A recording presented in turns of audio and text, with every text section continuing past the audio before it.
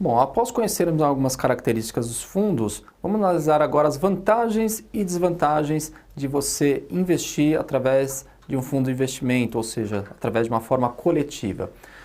A grande vantagem também do fundo de investimento é que você consegue acesso simultâneo a diferentes alternativas de investimento, ou seja, você consegue investir simultaneamente num fundo de ações, ao mesmo tempo num fundo de renda fixa, ao mesmo tempo num fundo passivo, num fundo ativo. A gente vai entender as diferenças disso de uma forma bastante transparente. Então você consegue diversificar seus investimentos de uma forma coletiva, de uma forma bastante transparente e tranquila.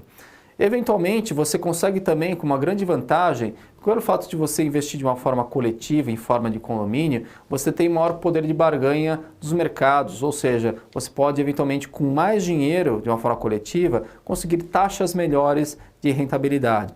No mercado financeiro, quem tem dinheiro consegue as melhores taxas de remuneração, principalmente na emissão de títulos privados.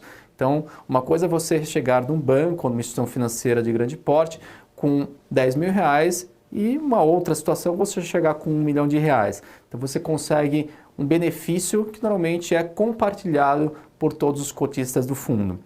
Uma outra vantagem é você ter acesso à gestão ou administração profissional, ou seja, são gestores, são pessoas altamente capacitadas e certificadas que têm um acompanhamento diário ou a um prazo bastante curto para tomar boas decisões que possam beneficiar você como cotista.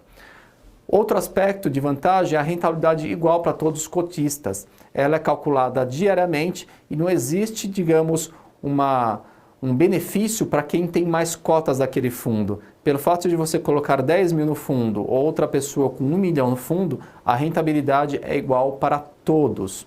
Outro aspecto que é vantajoso também é a questão da liquidez, ou seja, o fundo de investimento, diferentemente de um título que é emitido e tem um prazo de vencimento que pode ser daqui a 1 ano, 2 anos, que nem é muito comum nos títulos chama de renda fixa, como CDBs, LCIs, no fundo você tem liquidez e se eventualmente o fundo tem o que a gente chama de resgate, permite que sejam resgatadas cotas no dia seguinte, você tem uma liquidez tranquila, você pode dispor do seu dinheiro quando você quiser, o que é uma grande vantagem em relação a alguns títulos de renda fixa. Da mesma forma também em relação aos custos, todos os custos dos fundos, eles são rateados, quer dizer, existe uma divisão dos custos para a manutenção do fundo de investimento. Então, quer dizer, é um benefício bastante interessante, ajuda também a ter uma melhor rentabilidade aí por todos os cotistas. Outro aspecto é o seguinte, você vai escolher, de acordo com a sua intenção, em qual estratégia você quer investir. Então, tem uma flexibilidade bastante nesse sentido. Se você não está satisfeito com a rentabilidade ou com aquela estratégia, simplesmente pede o resgate e aplica numa outra estratégia, de acordo inclusive com a mudança do cenário de capitais.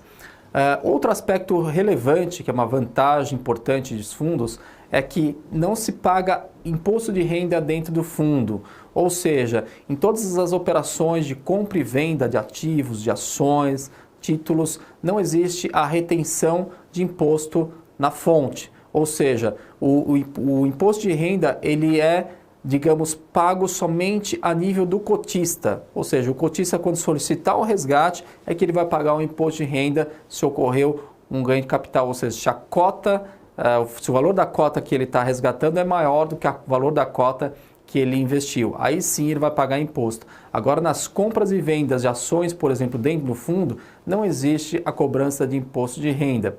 Outro aspecto importante é que quando você investe num fundo de investimento, o imposto de renda você não precisa se preocupar com o pagamento, ele já é retido na fonte, ou seja, o fundo é que é responsável pelo cálculo e pela retenção do imposto quando você eventualmente tiver que fazer o resgate ou no que a gente chama do come-cota semestral. Só que nem todos são vantagens, né? Os fundos também têm algumas desvantagens que vale a pena ser mencionadas. A grande desvantagem de você investir em fundos é a cobrança de taxa de administração e de gestão do fundo. Ou seja, dependendo do fundo e dependendo da taxa, é possível que você tenha uma perda de performance relevante ao longo do tempo. Dependendo do valor do que você tem investido no fundo, é possível que a taxa de administração possa corroer, digamos, a rentabilidade e, de repente, pode valer mais a pena você investir diretamente em alguns títulos. Outra desvantagem são os custos para funcionamento e manutenção do fundo. Inclusive, isso é um aspecto relevante que pode viabilizar ou não a manutenção de um fundo. Por quê? Porque se um fundo, por exemplo, não tem um PL, não tem um patrimônio muito elevado, os custos de funcionamento podem ser muito elevados em relação aos benefícios proporcionados pela gestão do fundo. Outro aspecto relevante, como que pode ser uma vantagem, mas normalmente pode ser uma desvantagem, que é a dependência de um gestor, ou seja, o desempenho do fundo depende normalmente de um gestor que às vezes concentra muitas das funções de tomada de decisão de investimento no dia a dia aí do fundo, e se esse gestor eventualmente não estiver performando bem, não tiver um bom desempenho, ou tiver algum problema de saúde, algum problema na sua atividade profissional, é possível que isso contamine, que isso acabe prejudicando, digamos, a rentabilidade do fundo. Então é um fator de risco importante que precisa ser observado.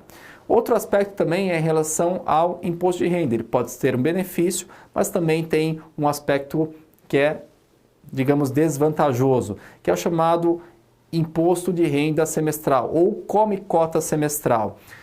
Principalmente vigente nos fundos de renda fixa, esse tipo de antecipação de imposto pode fazer com que você perca, digamos, uma parte das suas cotas a cada 6 meses. Então, 2 vezes por ano é antecipado, digamos, esse imposto de renda à receita, que é a provisão de imposto de renda, para que, digamos, a receita tenha esse valor antecipado. Então, isso seria, digamos, uma desvantagem do fundo de investimento. Outro aspecto relevante, digamos, seria fazer uma análise, por exemplo, será que sempre vale a pena você ter um fundo de investimento ou vale a pena, digamos, você adquirir diretamente ações? Então, há alguns anos atrás foram lançados alguns fundos exclusivos de ações, como, por exemplo, fundos de ações da Petrobras, fundos de ações da Vale. Qual que é o objetivo, qual que é a política de investimento desses fundos? Investir, comprar ações da Vale ou comprar ações da Petro. Então, quer dizer, não existia nenhum valor agregado nesse tipo de atividade. Então, analisando se vale a pena investir nisso, poderia analisar que talvez não vale tanto a pena. Por quê? Porque se você investe em ações da Vale, você tem um custo para você comprar essa ação. A partir do momento que você compra, não existem mais taxas que são cobradas. Eventualmente pode até ter uma taxa de custódia, que normalmente é um valor não muito elevado, aí, cobrado pelas corretoras de valores. Agora, se você investir num fundo diretamente da Vale, um fundo de investimento de ações da Vale, o que acontece? O gestor, o administrador, vai cobrar uma taxa de administração anual que incide sobre o patrimônio líquido do fundo.